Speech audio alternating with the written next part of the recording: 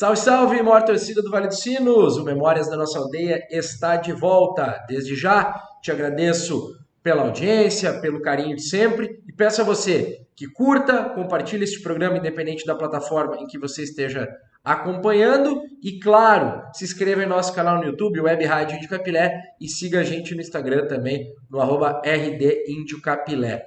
Hoje nós vamos abordar uma temporada que podemos dizer que não acabou até hoje. 45 anos já faz que o Aimoré disputou a segunda divisão no ano de 1980 e é uma ferida aberta, vamos dizer assim, em relação ao sentimento do torcedor aimoresista. Mas para a gente fazer um paralelo entre o que estamos vivendo no final de 2025 e o que aconteceu em 1980, tem uma palavra que nos vem à mente, chamada frustração. Porque esse sentimento talvez defina o que foi o 2025 aimoresista.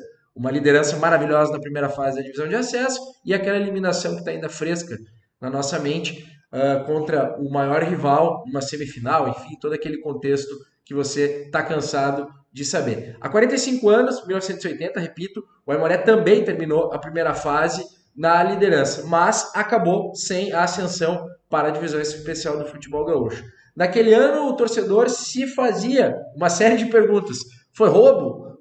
Faltou indignação? Foi impotência? Faltou poder político? Enfim, você vai poder tomar partido a respeito de uma dessas ideias após a gente trazer tudo aquilo que envolveu a temporada de 1980, incluindo uma entrevista muito especial, mas depois a gente fala a respeito. O Aimoré iniciou aquele ano com a expectativa de retornar à primeira divisão do futebol gaúcho. As últimas participações do Índio na Elite haviam sido em 1975 e 1976. Em ambos os casos, o Aimoré teve eliminações precoces, ainda na primeira fase. A última disputa do Aimoré valendo no Campeonato Gaúcho, a pleno, tinha sido em 1973. Em 77, a campanha do Aimoré tinha sido ruim na divisão de acesso, e nos 2 anos seguintes, até o Aimoré chegou na fase final, em 78 e 79. Mas na hora do pega para capar, não rolou. Acabou não acontecendo nada de muito mais relevante. Então havia, em 1980, uma cobrança para que o Aimoré apresentasse maiores resultados. Afinal, o Aimoré vinha de anos muito bons, 1960, nos anos de 1960 e no início dos anos 70, em que pese essas participações no Gauchão, ainda também um reflexo daqueles anos na divisão de honra, com aquele timaço ali de 59, 58, 57 e aquele comecinho dos anos 60, divisão de honra, tinha toda aquela questão da fase regionalizada do Gauchão. Nesse sentido, o sentimento que havia ainda no ar em São Leopoldo, a gente traz agora na tela o depoimento do goleiro Rui, que estava jogando no Caxias, tinha passado pelo Aimoré e relatando que, tem equipes de estrutura muito inferior à do Aimoré que estão disputando a primeira divisão, ou seja, falta apoio para o Aimoré conseguir avançar. E antes da disputa da segunda divisão, vamos contextualizar como é que funcionava o futebol gaúcho em 1980. Entre abril e junho tinha uma competição chamada Divisão de Acesso. Não confunda com a que existe hoje, era outra história. Ela pegava e dividia os clubes da segunda e da terceira divisão, fazia ali uma organização regional e através disso ia ranqueando as equipes para disputas, para colocar as equipes em disputa real de vagas para a primeira divisão. O Aimoré foi zoneado juntamente com Encantado, Igrejinha, Mundo Novo de Três Coroas e Santa Cruz. Ótima campanha do Aimoré nesse contexto, 4 vitórias, 2 empates e somente 2 derrotas em 8 jogos. O Aimoré fica em segundo lugar nessa chave, atrás do Santa Cruz, e através disso se coloca ranqueado, apto a disputar a segunda divisão de 1980. A segunda divisão daquele ano foi disputada em 2 fases. A primeira fase teve 3 grupos. As 3 chaves, cada uma delas tinha 4 equipes. O grupo 3 não teve jogos porque houve um VO geral e só a Avenida foi disputar. Coisas do futebol gaúcho época. O Aimoré ficou no mesmo grupo do Glória, do Pratense da cidade serrana de Nova Prata e do Santa Cruz novamente. O Aimoré começou essa fase muito mal.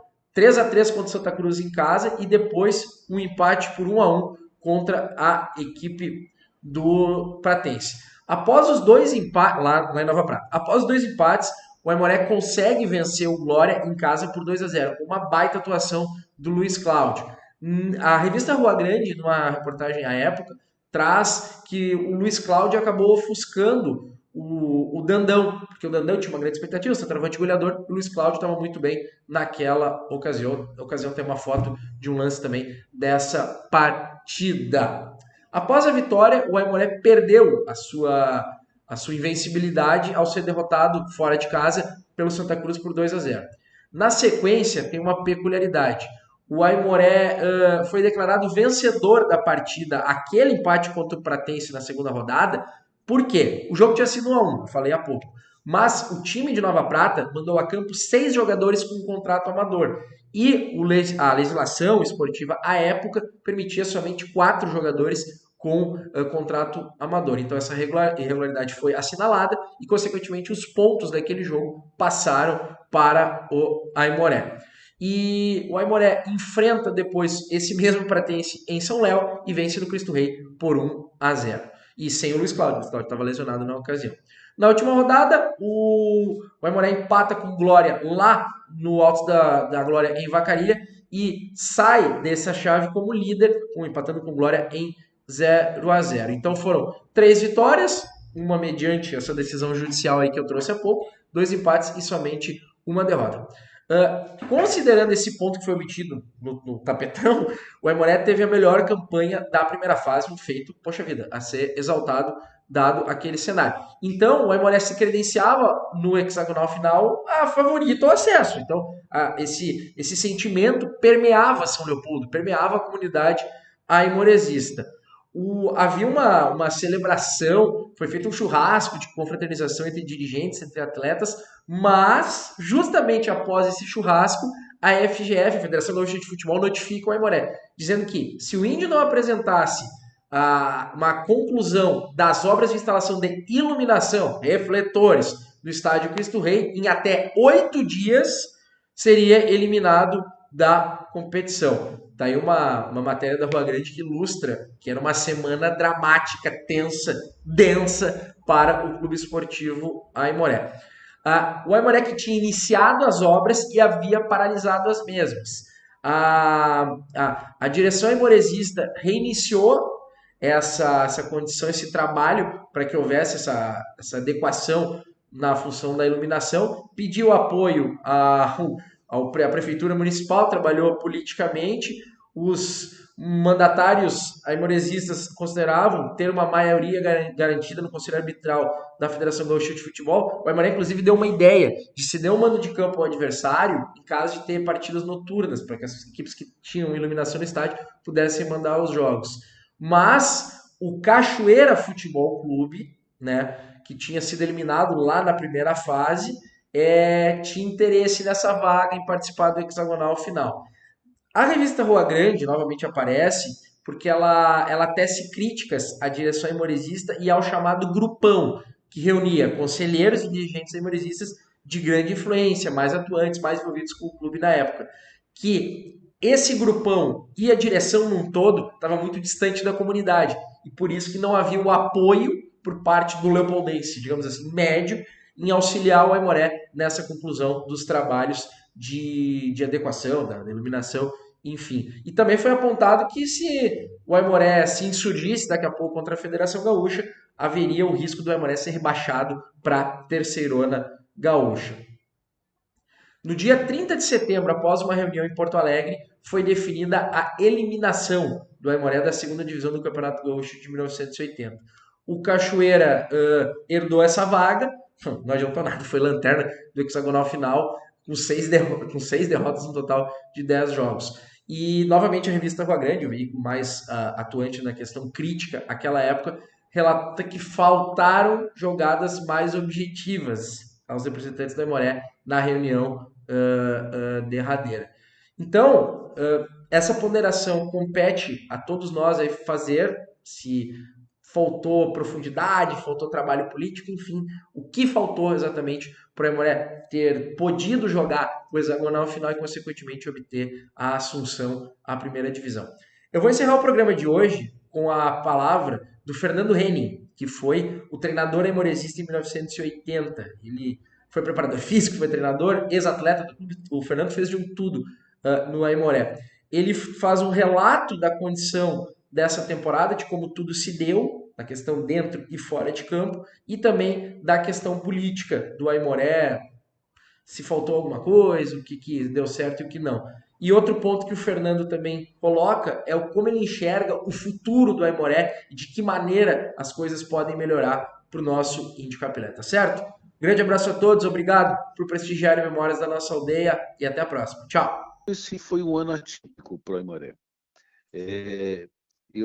À época, eu já não jogava mais, né? Eu era preparador físico e treinava os goleiros.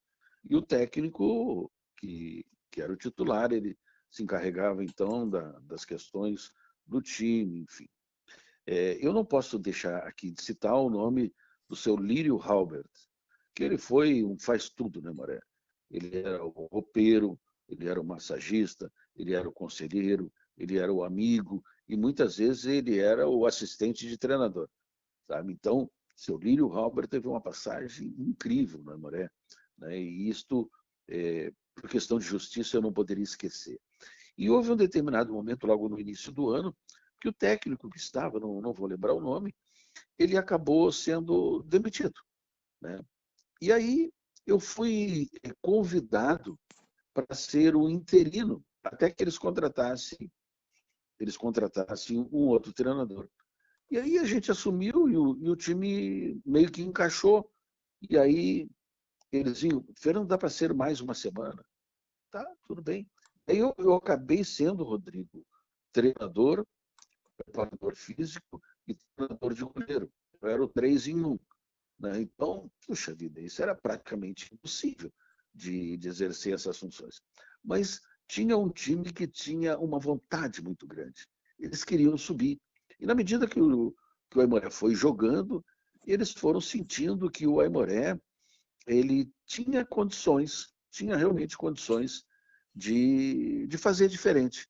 E foi tendo resultado, as coisas foram acontecendo, a ponto de o Aimoré se classificar para a fase final, que eram 4 equipes, 2 da nossa chave e 2 da outra. Porém, o crescimento ele aconteceu de forma desordenada.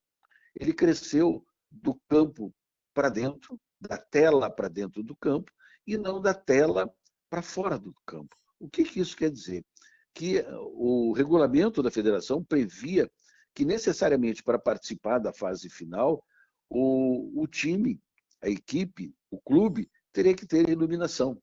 E o Aimoré não tinha iluminação. Então, o Aimoré classificou, tinha muita chance, subir um 2 de 4, e nós tínhamos feito o levantamento, nós tínhamos condições, não de subir, de sermos o primeiro. Né? E existia uma motivação muito grande.